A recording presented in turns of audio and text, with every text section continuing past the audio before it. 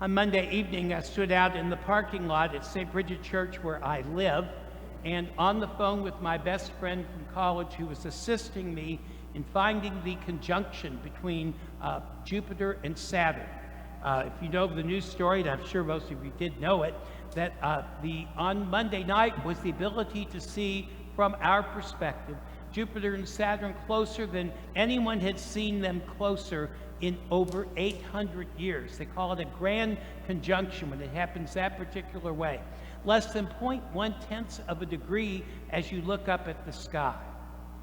Many of you know that I have optic neuritis that has weakened the vision in my right eye, macular degeneration that has caused no end of trouble in my left eye. I'm a mess, in other words. So that when I look up at the sky, really even with these expensive glasses, really all I see are blurs. The stars, I really can't quite make them out. I was not confident that I could find this conjunction. So with my friend on the telephone and locating the proper place, I could see what he was referring to. But when he said, "Don't you see two things?" I really could not see them. I believed him, but I could not see him. I took a picture, wondering to myself, what is the point of this? Because the picture's going to be what my eye sees, forgetting that the phone is something different from me. You know, nowadays with these smartphones, they become such a part of ourself that we think they are ourself. But it actually, its lenses are much better than my eyes. So when I saw the picture in my pictures after I got into the house, I could clearly see the two planets. Now, I didn't see the rings of Saturn. The larger one was clearly Jupiter, the smaller one was Saturn. But they were so close that I thought to myself, it's as if they're kissing. That's how close they are. Well, little knowledge of astronomy will quickly tell you that while the grand conjuncture did bring Jupiter and Saturn within 1/10 of a degree of themselves, as close as we could possibly see it, looking up, if I may use the metaphor, at the dome of the sky. In reality, at that moment when we saw those two planets, they were 364 million miles apart. When the spaceship went to visit those planets, spent time ago, that grand tour of the planets, it took a year for the spaceship to leave from Jupiter to arrive in the area of Saturn to do all that magnificent photography that it did. You know, when we think about the places in space, the staggering distance is almost difficult to relate to. 364 million miles. I get restless after 20 or 30 miles. So the whole idea of that is just so mind-boggling, trying to put a sense on the distance that's really between them. This has always been that way. When humans have looked up at the stars and they see through the dome of the sky the stars in their majesty, they're so close that we can almost touch them, point out to them as we're looking up at them. And yet the reality is the things that we're looking at are so very far away that our brains are mostly not able to comprehend the massive distance that's between us. Now, you may not know this, but general basic science, when we see the star or the planet, the light that's reflected from that is traveling, and it can't go any faster than the speed of light. That's pretty fast anyway. We can't even imagine that. But when we're looking at stars that are much further away than our planets, we're looking at something that happened years, sometimes decades, sometimes centuries ago. Once again, the mind boggles. We can't imagine that we're seeing something that has traveled through time, that we're not seeing something contemporaneous. And yet at the same time, what makes it so magnificent is it's so in front of us. The planets so close that we would swear they were almost kissing each other. So it was that the shepherds were keeping their watch by the night, as we proclaimed in last evening's Gospel of the Mass of Midnight, the night watch. I've been privileged to be in Israel twice, once with a couple that's here at church this morning, and another time with some of you that were with us 3 years ago. In both cases, we visited the Shepherd's Field. The Shepherd's Field, which figures in that beautiful gospel story, is a part of literally every manger scene and nativity scene that you have. It's just simply a simple field. It doesn't look that different than any other particular field. What gives it its significance is you recognize this is where the shepherds were. That's the patch of sky that they looked up into. And even though we visit that during the day, we know that at night we would be able to see the stars, the same kinds of stars that those shepherds would have seen. If you remember from the story, the shepherds are keeping their watch at night. Now here's something about the night watch. The night watch is the third shift in modern parlance. So the night watch is when everyone else is asleep. The sheep cannot be left unprotected. The job at the night watch is given to about the lowest person on the totem pole. That's the idea of it. The shepherds who would have been there would have all been male. It was a patriarchal society, and it was night, for heaven's sakes. Not only would they be men, but they would also be illiterate and they would be uneducated. In fact, the people that would tend to do the night watch would be among the lowest of society.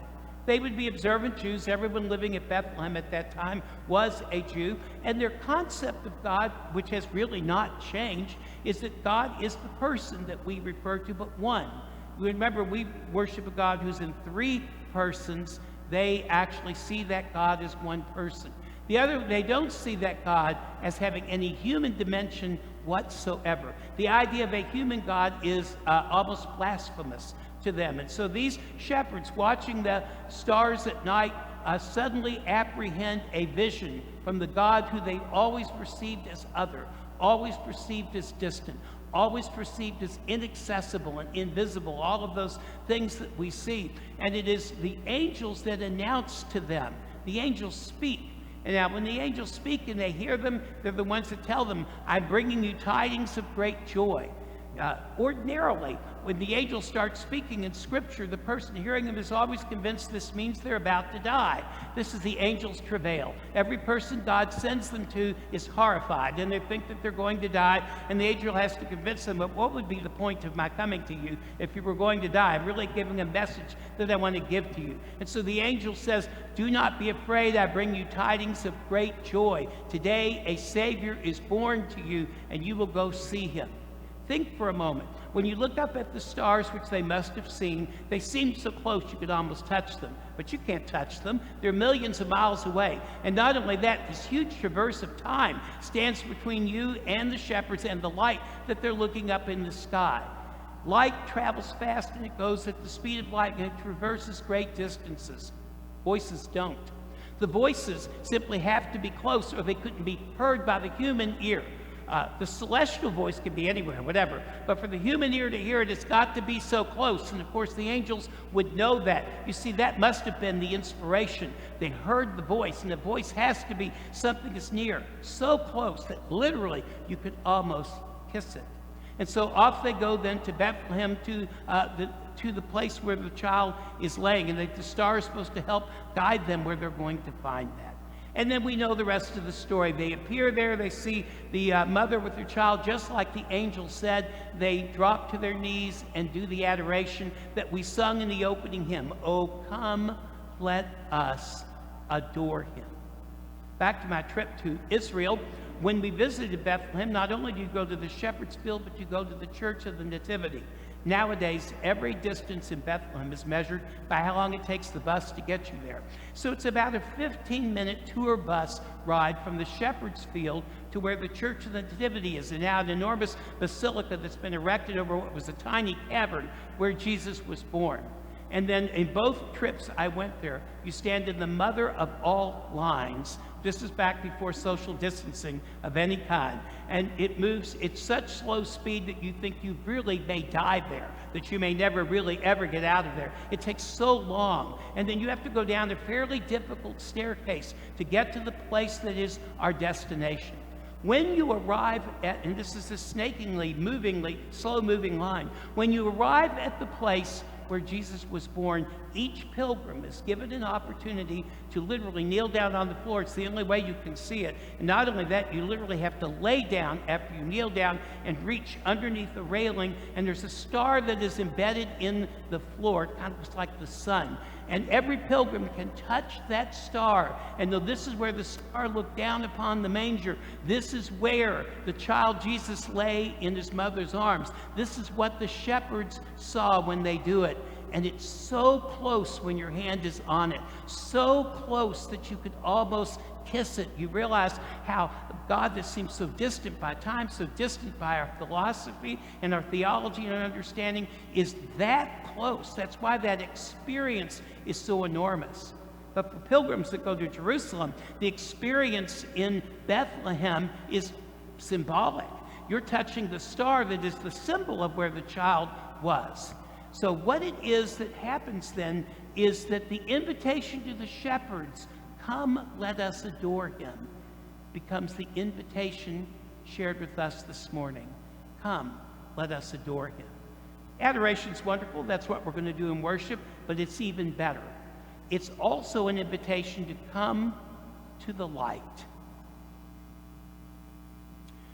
We find ourselves this morning as a country, as a locality, as in fact in our world, in the midst of an unpredictable pandemic. Last Christmas, the church would have been much fuller, and none of us, me included, would have any inkling or knowledge of what was about to happen to us in that coming year. I don't know about you, I was looking forward to it. It was a new decade. What was I thinking, right? So, when you get into March and all of this happened, again, I don't know about you, but my own sense was that by the middle of summer, this will be over with, and it'll be like a bad dream. Well, it is like a bad dream, except it's the kind that hasn't ended. At Christmas right now, it's worse than it ever was before. We do see the light at the end of the tunnel, but it's still not yet here. We're worshiping this morning under very unusual circumstances. Many who are joining us virtually, and that is a grace that they're able to at least be a part of our celebration. But for them, it's a unique kind of pain. They would rather physically be here, and they can't. They have to watch from afar. And yet, even from their distance, even from their virtual screen, even with all of those disadvantages, they can still heed the invitation that was offered to the shepherds to come, let us adore him, and more importantly, heed the instruction that's so integral to our faith to come to the light.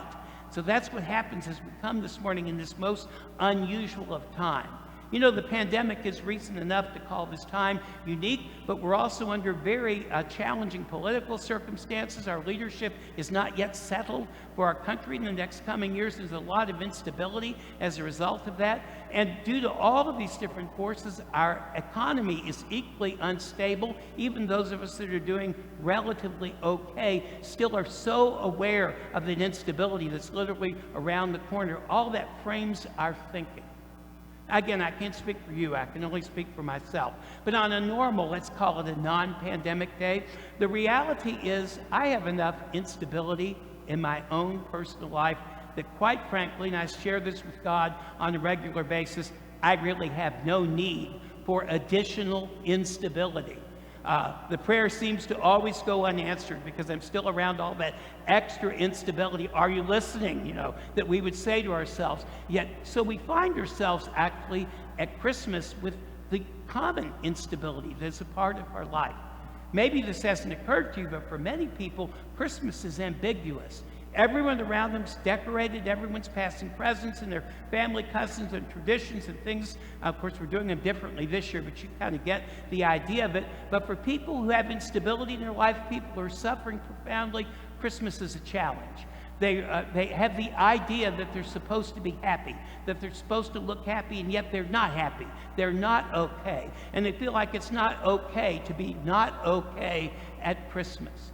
Anyone who's lost a loved one in this last year, and that's some of you seated here in the church this morning, many of you joining us virtually online as well, anyone that's lost a loved one in this last year, and I have lost one in this last year, but the moment of Christmas makes you think of all the ones that you've lost. Christmas brings that inevitable element of sadness that comes to that with those that we miss, those that we shared Christmas with, those that we wish we would see again, but uniquely in Christmas, those who are recently grieving are coming to a celebration that's tinged with joy, and yet they know they're bringing sadness to it. This is the place that we find ourselves in this morning. And whether we're coming from a place of gladness or a place of sadness or somewhere in between, the invitation remains the same. Come, let us adore him, and come to the light. I mentioned when you looked up at the stars, the planets, actually, not stars, Jupiter and Saturn are planets, for heaven's sakes, that they were so close to each other as if they were almost kissing. That's what made it such a sight, for us to see. That's why they call it a grand conjunction. So it is in worship. We're all too aware that God is beyond our imagination, beyond our capacity for reason or understanding. Our mind boggles at the thought of it. And yet in worship, in Eucharistic liturgy, which we share this morning, God comes so close to us that we can kiss him. It's pretty amazing. It's a powerful gift, that closeness that does not require the physical act of receiving Holy Communion. The virtual desire to receive it is already sufficient enough. But for those of us that physically have the process, as we will this morning, that dimension is a little bit extra. God is closer. Not only that, but God, who is this God of all time, suddenly, and unique to the Christian imagination, is that God is enfleshed in a human person. He becomes singular and accessible to our senses, accessible to our understanding. Who can't be thrilled at the sight of an infant child in his mother's arms, and even more thrilled when that infant is Jesus, who is the Son of God, and his mother is his blessed mother, the mother of God. As we come to contemplate that and adore, as the shepherds did, sacrament invites us the very same thing. Let's face it, the adoration of the historical Jesus is an adoration of something that's at least 2,000 years old, like looking up at a star and seeing the light, but recognizing what I'm looking at happened so long ago, it's not contemporaneous with what I'm doing right now. That star seems to have no cognizance. I'm looking at it. I'm just simply seeing it as a past event. But in liturgy, it's not that way. When the consecration takes place, the bread and the wine become the sacred body and precious blood of Jesus Christ before our very eyes. And when we receive the Lord in Holy Communion, we hold him in our hand. This is the same Jesus as an infant that the Blessed Mother held in her hand. And we place the host in our mouth. That's the only place it can go. And you know, when we do that, Jesus is so close that we can kiss him. Don't you see? That's the whole idea, that we always think God is so separate, God is so far away, yet God is so close we're literally not able to imagine it. And only in the gift of the Eucharist, which God has designed, is that closeness given to us in such a powerful, intimate way. But still, those of us that struggle with the loss of our loved ones, particularly at Christmas, still bring that dimension of sadness. We're so aware of our separation. It seems so miles away, so very far away as we contemplate them. We long, to see them again. And inherent in that is our own internal ambiguity about our own death. None of us look particularly forward to it. I certainly don't, at least the process of it. And the event of it remains a mystery to me, as it is to you. We don't know what it's going to be like. Therefore, that's something to fear. Just like those shepherds standing out in the field when the angel starts speaking, they think this is a bad sign, something bad's going to happen. We anticipate that about our death because it's so unknown to us. Don't you see, though, the Christmas event has invited us to see it a different way. That death is truly the last great mystery each of us will experience, and our loved ones who we feel separated from have already experienced that. But don't you see that what happens in that moment is an invitation? We expel that last bit of breath, and the Lord says, "Come to the light." Anyone that's had a near-death experience that you've read about, that's talked about it, speaks about that light. It's spoken about enough that we really kind of know that it's a phenomenon, it's something that's real. That is a light that we move to, not a figment of our imagination, but the light of Christ. When we were baptized, in the ritual, we're offered a candle, and it says, "Receive the light of Christ." This light is to be kept burning brightly. Now, the candle is the symbol of the light. I never know what happens to the candles we give to people when they're baptized. I hope they keep them. It's kind of a sacred moment, but I don't know. I never see those candles again. Thank goodness the light of Christ isn't dependent on that physical candle or the box that it's carried into or anything of that sort, that the light of Christ is something eternal that is offered to us at baptism. And that's the light that we will face at the moment of our death, just as our loved ones who've died and gone before us have faced that light. And if Jesus is so close that we can kiss him, which we do when we receive the Eucharist, don't you see that with all the people that you miss, they're not far away. They're much closer than you can imagine. And in sacrament particularly, but also in our memory, when we hold them in our mind, we're not looking at an object so very far away with an intraversible distance. The intimacy of the thought, the intimacy of the memory as it pops into our mind is so close that we can almost kiss it. None of this is going to take our grief away. That's natural that we're still going to experience that sense of separation. But what a gift to recognize that there's another way to look at it, that in liturgy we can walk towards the light that will ultimately be our entryway into heaven. And that walk towards the light will tell us this pandemic, this governmental instability, our own private dramas that are happening in our own lives are all temporal things that will not last. But the joy that seems beyond our imagination endures and will last forever, and it is the invitation to come to the light that opens the door for us. So this morning, as you come forward to receive Holy Communion, you don't have to imagine, because it's really real. You're coming to the stable. You see, it's the same Jesus Christ that was in the stable. When we receive Holy Communion, it's the same Jesus Christ the Blessed Mother held in her arms, as I mentioned before. When we come before the Lord, when we come to the stable, we actually come to the light. His gift is his immediate presence with us, and the light is a light that can never be extinguished. This gives us hope, and you see, that's what we need. In the dark pandemic, in the darkness of our own life, what we need to know is there's hope. Hope that one day the darkness will be dispelled and the light will be complete, and that is what we continue to move towards. So this morning, it's like every time we gather together for worship, let us thank God for this extraordinary gift, the Word made flesh that comes here to dwell among us, the Word that makes possible the invitation, come to the light.